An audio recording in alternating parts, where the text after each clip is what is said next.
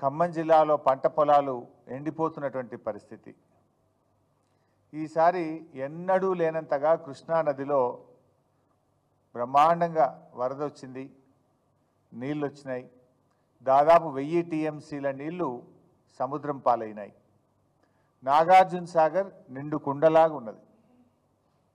ఇన్ని నీళ్లున్న ఖమ్మం జిల్లాలో పంటలు ఎండిపోతున్నాయంటే దీనికి కారణం ఎవరు?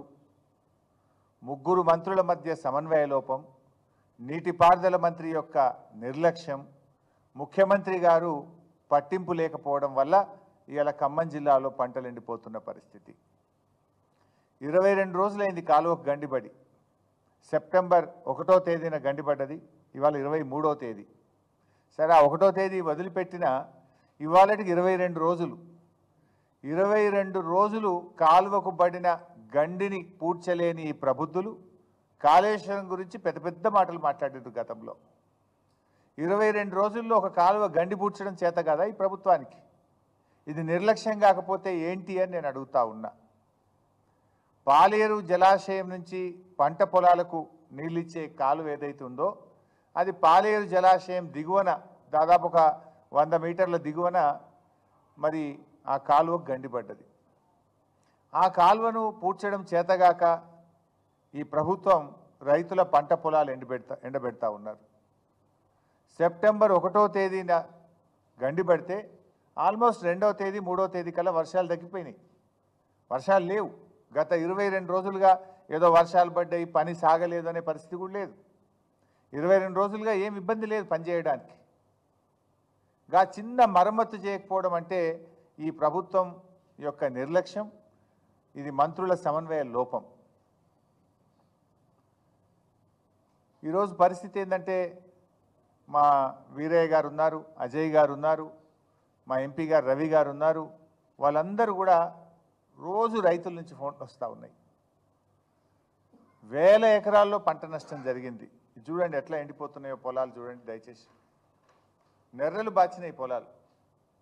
ఒకవైపు కృష్ణానదిలో పరవళ్ళు దొక్కుతూ ఉంటే, సాగర్ నిండు కుండలాగా ఉంటే, ఇవాళ సాగర్ ఆయకట్టు రైతుల పొలాలు నెర్రలు బాచి ఎండిపోతూ ఉంటే రైతులు కళ్ళల్లో నీళ్లు పెట్టుకొని ఏడుస్తున్నటువంటి పరిస్థితి.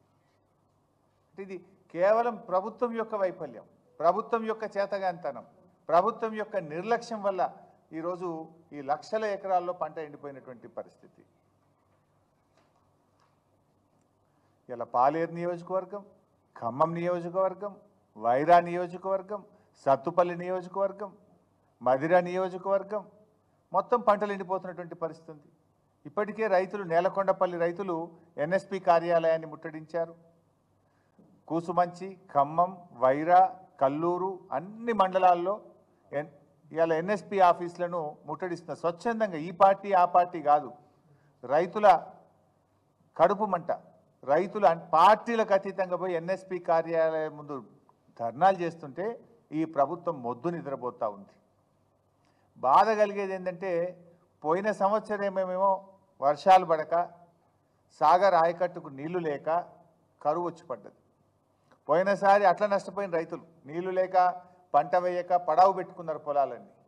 ఈసారి ఏదో కాలం బాగైంది, సాగర్ నిండింది, కృష్ణాలో నీళ్ళు వచ్చినాయని ఆశపడితే ఈసారి ఈ ప్రభుత్వం యొక్క నిర్లక్ష్యం వల్ల ఇట్లా ఎండిపోయేటువంటి పరిస్థితి. అంటే గత సంవత్సరమేమో ప్రకృతి తెచ్చిన కరువు అయితే ఈ సంవత్సరమేమో కాంగ్రెస్ పార్టీ తెచ్చిన కరువు. ఇది కాంగ్రెస్ యొక్క చేతగానితనం వల్ల, కాంగ్రెస్ ప్రభుత్వం యొక్క నిర్లక్ష్యం వల్ల వచ్చినటువంటి కరువు. ఇది ఎట్లా ఉందంటే ఒకవైపు వరదల్లో నష్టం, ఇంకొక వైపు సాగర్ ఆయకట్టుకు నీళ్ళు అందక పంట నష్టం. ముందు దగా వెనుక దగా, కుడి ఎడమల దగా దగా, కాంగ్రెస్ పాలనలో రైతు గుండె మంట బగబగ. ఇది పరిస్థితి ఈరోజు. అటు ప్రకృతి వైపరీత్యంతో పంటలు నష్టపోయి దుఃఖంలో ఉంటే, ఇంకొక వైపు ఈ ప్రభుత్వం యొక్క చేతగాంతనం వల్ల, నిర్లక్ష్యం వల్ల పంటలు ఎండిపోతున్నటువంటి పరిస్థితి. ఏముంది, ఒక గండి పూడ్చడానికి ఓ ఇంజనీర్ను పెట్టి, ఒక సీనియర్ ఇంజనీర్ను పెట్టి రాత్రింబవళ్ళు పనిచేయించి చేయాల్సిన పని. నిమ్మకు నీరెత్తినట్లు వ్యవహరించారు. ఓ రొటీన్గా, అంటే ఎంత సీరియస్గా తీసుకోవాలి? కింద 2.5 లక్షల ఎకరాల పంట ఉన్నది. ఆంధ్రప్రదేశ్ది కలుపుకుంటే 3.5 లక్షల ఎకరాల పంట. కొన్ని లక్షల మంది రైతుల జీవితాలు ఎంత సీరియస్గా ప్రభుత్వం తీసుకోవాలి? అంటే మీకు పట్టింపు లేదు, అసలు ఏమాత్రం కూడా పట్టింపు లేదు. జిల్లాలో 3 మంత్రులు ఉన్నారు. పొంగులేటి శ్రీనివాసరెడ్డి గారు, బట్టి విక్రమార్క గారు, తుమ్మల నాగేశ్వరరావు గారు.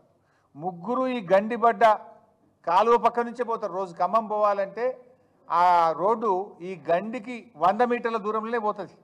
దాన్ని పక్కకెళ్ళే పోతున్నారు. మరి 23 రోజుల్లో కనీసం వీళ్ళు ఒక 10 సార్లు పోయొచ్చు ఉంటారు ఖమ్మం. ఆగి ఆ గండి ఎందుకు పూడుస్తలేరు, ఎప్పుడు పూడుస్తారని ఒక రివ్యూ చేసేంత తీరిక కానీ కన్సర్న్ కానీ మీకు లేదా అని అడుగుతా ఉన్న ఖమ్మం జిల్లా మంత్రులకు.